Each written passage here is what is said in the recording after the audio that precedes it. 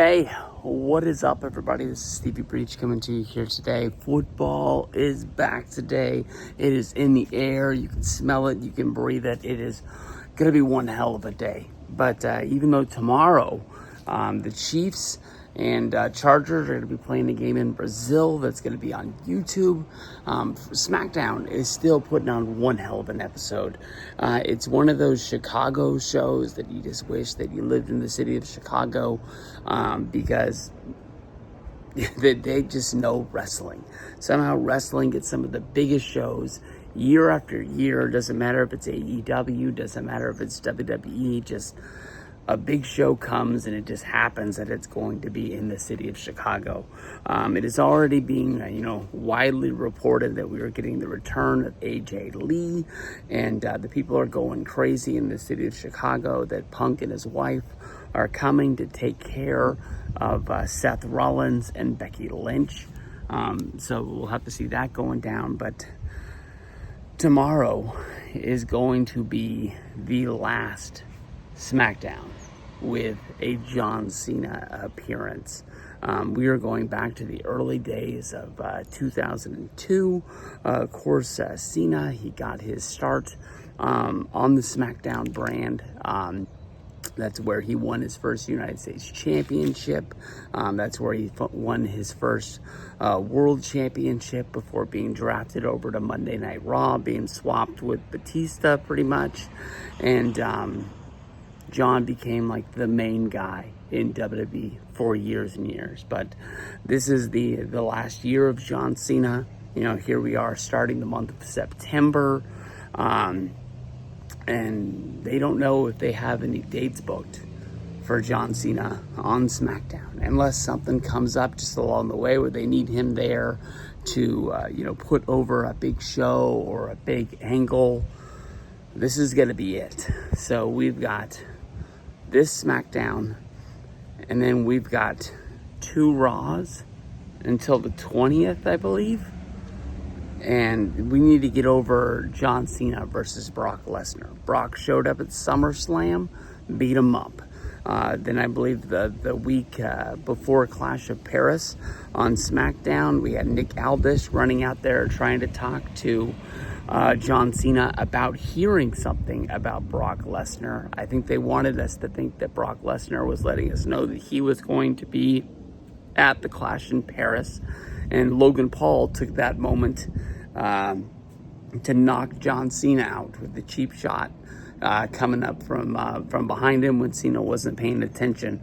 And we never got to hear the answer about what Brock Lesnar was saying. It was Brock Lesnar signing the contract to return to WWE. Was Brock Lesnar signing the contract to fight John Cena at WrestlePalooza?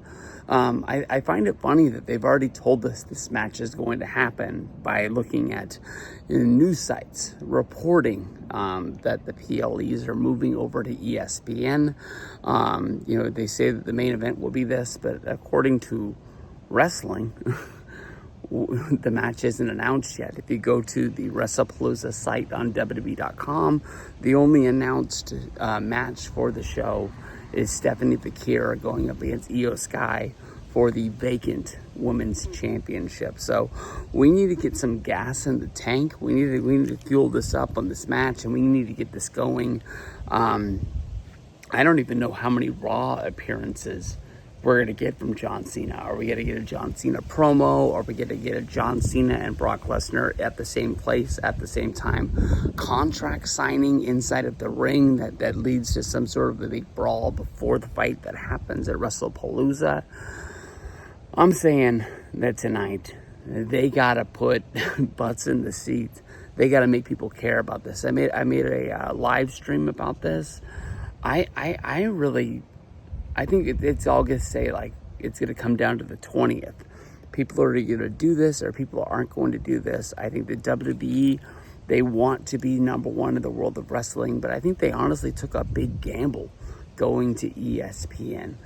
There's going to be some people that don't have to pay for this service because of other services that they have. There's going to be people that, get discounted versions of the ESPN app thanks to like having a cell phone service with Verizon or things like that. And then there's just people who just flat out get to pay $30 for it because they just think that they have to.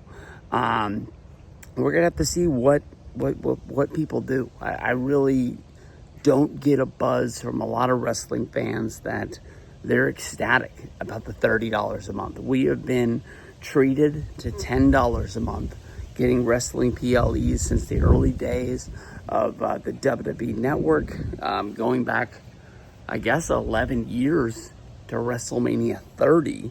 That changed the game from having to pay, the $50 to $55, probably $60 with taxes on your cable bill. It always felt really good when you ordered the show, and then you basically had that gasp when the freaking cable bill came in the mail and Comcast was saying, hey, we want our money. I don't know. I need Brock Lesnar on SmackDown tomorrow. I need an interaction from Brock and Cena. I don't want to see Cena get laid out on his last SmackDown. I want to see him hold his own. But I'm going to need some bumping and grinding here from these two. I need to have one hell of an interaction. I think that's what Aldis was trying to tell him before Logan Paul punched him, is that they have word that Brock is going to be, actually coming back to WWE, and we're actually going to be getting this fight. So let's get to it. SmackDown tomorrow, Chicago. I hope my buddy Mike is going. In my head, like every Chicago show that they do, I just feel like he's going to be there. But I'm not 100%. So peace out, everybody.